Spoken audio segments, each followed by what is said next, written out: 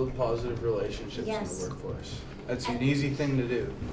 It's not difficult. You just need to keep a positive mentality, and that's an important thing, right? If you go into work and you say, I hate my job, It's and gonna it suck. shows Yeah. through your work, then yeah, you're not gonna, you're not gonna do a very good job. Exactly. Everybody wants to, because your job is where you spend most of your time in the day. A grim reality of it.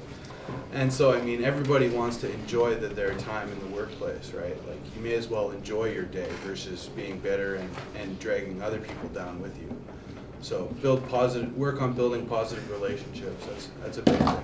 If you're not sure, like, sometimes you have no idea if you're good at something, try it.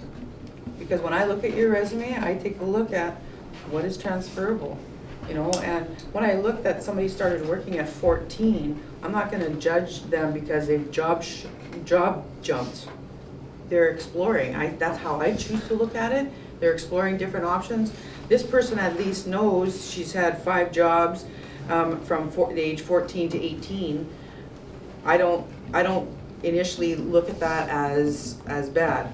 Once you're an adult and you job hop, then I have a question, what's going on, right? And am I gonna be another hop? Am I, as the employer, gonna be another place that you're gonna work for 3 weeks and then be gone? But I do look at when you've graduated in 2012 and from 2009 to 2012, you've had 7 jobs. I look at it as he knows this, and this, which is transferable to what I do here. I'm gonna interview this guy before the one that has no work experience. Because work experience, no matter how positive or negative, you learn something. You definitely learn something. You may not be happy about what you learn, or vice versa, but there's always some learnings and some experience that and when you have that interview, you can take that experience and say, this is the experience I have, this is what I have to offer. Because when they have that famous interview question, why should we hire you, as opposed to the 10 other applicants here, you can say, I've got people skills at London Drugs, I've got this from this place, and I'm willing to learn. And I know everybody says that, I'm willing to learn. But on the flip side of it is, we'll see. In your first probationary period, if you're dogging it, you'll be gone.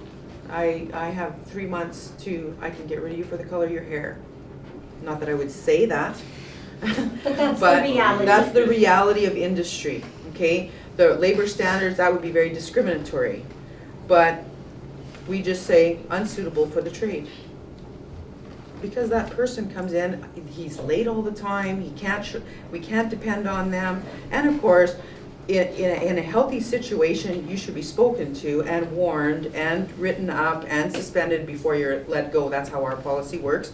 But in the reality in industry, somebody doesn't like you, your boss doesn't like you, it's a dog-eat-dog world. And there's 15 other people looking for your job. And I'm looking to make some money in my business.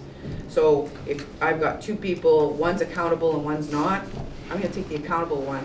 He's gonna make me money. I mean, people pay attention to the guys that are focused and work hard, and they may not be the smartest guy, but they get the job done at whatever cost and don't ask questions, just it's done, right? And honestly, that's how I made it. There was times where there was talks of cuts and stuff, and I didn't stick around because I was the guy that can answer all the questions, but I was the guy that would do anything, and I would get it done, right? So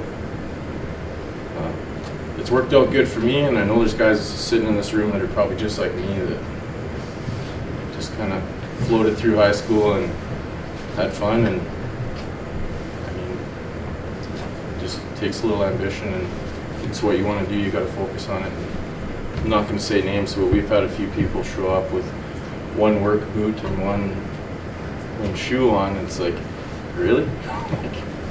You woke up like that? Like, you really gotta want to do it. And if you're the guy that's always 10 minutes late every day, it's gonna eventually add up to you'll have to find another job. And that's as simple as I can put it. And I've seen it. There's guys that just don't get it, and or don't care or whatever. They're just there for the paycheck. Those are the guys that probably won't have a paycheck for very long. It's not like it's a hard thing to do. It's not like everybody's out to get you if you're 10 minutes late. As long as you're, like I've been in situations like that too, where you have to phone the guy. Make sure you're communicating with whoever you're answering to and things like that. Yeah, I hit the snooze button one too many times, but don't just show up late and then have them beg for forgiveness. You just phone them right away, that kind of thing. Just everybody thinks that you're going to get in trouble. Well, if you communicate it and you're honest, and a lot of times guys, like I'm in a management role and that happens to me all the time, and all I expect is for somebody to communicate it to me. But if you're missing days and I don't know why you're gone, you're probably not going to last. You drive and focus. Like, you might not be the guy that's a 90% guy. Drive and focus and being punctual and showing that you can do the tasks. I know there's probably a lot of farm kids in here, and those are the guys we look for, because they're the guys that work on their grandpa's tractors and the guys that can think for themselves and have that aptitude, and they can function and they can figure things out, because that's really what it's about. You're out there by yourself and you have to function. It's problem solving all the time, especially in a maintenance role. You're always figuring stuff out. Why is this not working? It's like you're always troubleshooting. There isn't a day that goes by that I don't have 4 guys going 4 different ways, 4 major problems that have to be fixed to sell gas. And you're under the gun. That's what makes it fun. Oh yeah, I got this done in an hour, I got this done in a couple hours, whereas there's other guys that would have spent 2 days on it. It's skill testing. You're constantly tested. It's a promising job. You just have to get your name out there and get talking to people. And when I first started at Syntec, I was working at Walmart, which is the awesomest job ever, by the way. No. So I'll tell you how much effort it took. To get a job at Syntec, I went there every day for 2 to 3 weeks asking for a job, and they finally just got annoyed enough that they gave me the job. So sometimes it takes that much effort. Sometimes you got to be annoying. Sometimes if you really want something, you got to go after it. So that's why I'm sitting here today, because I was annoying. I got an early start by getting into the trades. There's lots of opportunity for different types of people. The biggest advice I can give you is work hard and be punctual, ask lots of questions. Don't be the guy that stands in the corner and doesn't say anything, or just get in there and show that you want to be there, because there's guys like me. 10 years I'm in a management position. That's a pretty short period, I guess. There's a lot of people retiring, so you could just move along, but I like to think it's because I worked hard and because I took on opportunities that were put in front of me.